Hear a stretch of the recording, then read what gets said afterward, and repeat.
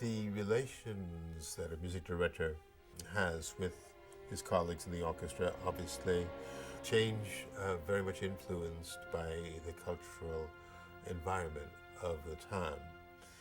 Toscanini, during his 7-year tenure, was certainly more dictatorial. You make me nervous. I was in full spirit, now I am nervoso. Yes, da capo. Not because he didn't love the musicians he worked with. He did. In fact, there's a love letter of his to the orchestra and about the orchestra after an unbelievably successful tour they gave in Europe, in which he refers to the affection that he held the orchestra in and the warmth that he felt to his person coming from the orchestra. But it was the style of his generation, the raising of the voice and the shaking of the fist and the breaking of the batons and so forth. 60 years later, the world has changed dramatically, and I have an entirely different relationship with the New York Philharmonic than any of the previous music directors could possibly have had.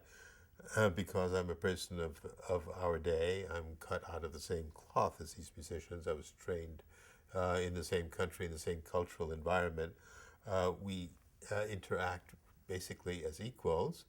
The conductor obviously must be the first among equals because that's his job. A conductor must lead and the musicians of the orchestra must follow.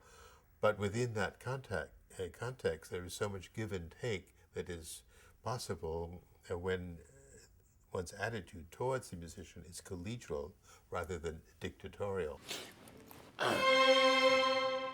That's it, okay? And the abruptness of it is what we're driving at.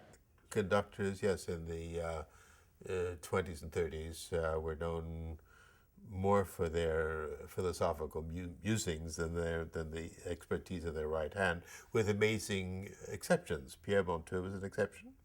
He was a proper conductor who walked to the podium, gave the downbeat, and expected to go, and so was Fritz Reiner.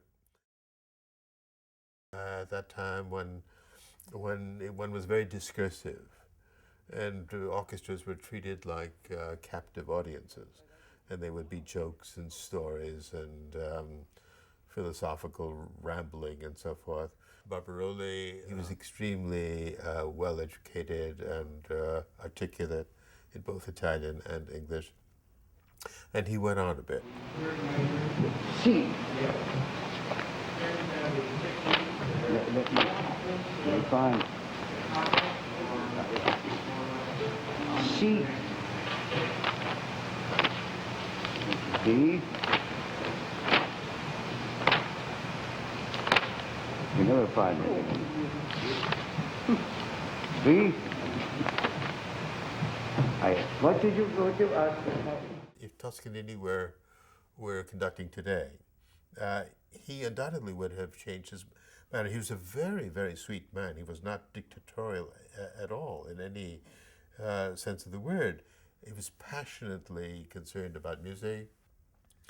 His generation, of course, didn't realize that the channeling of passions, which we must have if we're to function as human beings, is essential to civilized interchange between adult people.